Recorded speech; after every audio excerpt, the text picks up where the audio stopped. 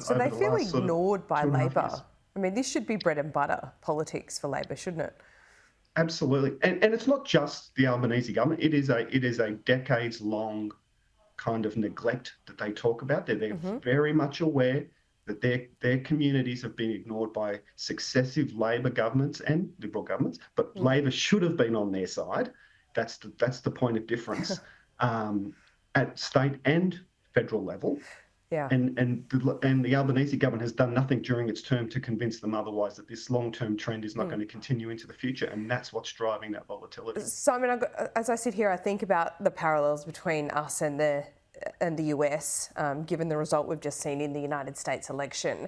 And look, they're not direct lines. The parallels aren't all there. But what I found in particular with people in the swing states that would traditionally vote Democrat, they would say to me that, yes, they didn't like Donald Trump. They hated him, in fact, but they were still considering voting for him because they felt like they were going backwards. And the best line I actually heard from one of these voters was, well, we can't afford to be offended by him. Is there some of that same sentiment here? There's the same sentiment in the sense that folk are looking for disruption. Absolutely. Yeah. The current situation can't continue because, we've seen over the past 20 years what's going to happen to us. We know what the trend is. The difference here is that, particularly in the major parties, is that neither of them are really seen as the disruptors, particularly in these outer suburban communities. Labor is just kind of shown again over these past few years that it's going to be kind of incremental, do a little bit here and there, but it's not doing anything transformative to affect their lives.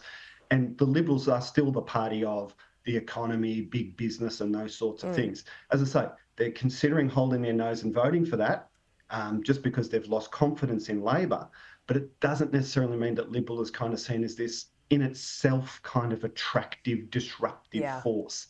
There is different, similar kind of symptoms, but it's playing out in different dynamics here. Yeah, I mean, governments get voted out, not in, do they? So that's going to be particularly true of this election.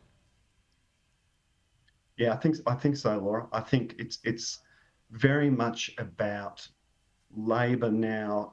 The time they've got left, they absolutely have to prosecute the case that they are, 110% focused on the issues that matter. That they don't really have achievements to run on.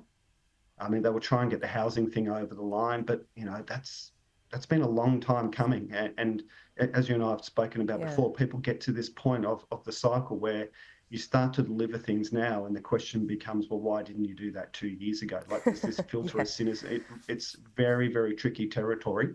But their only way through it is strong, progressive economic policy, and prosecuting the case that, we've kind of got things stabilised. We had to stabilise things. We apologise for that in a sense, but now we're building something better for the future, because that building something better for the future is the bit that's really missing. Yeah. Always a fascinating chat, Simon. Thanks so much. We'll speak to you soon. Thanks, Laura.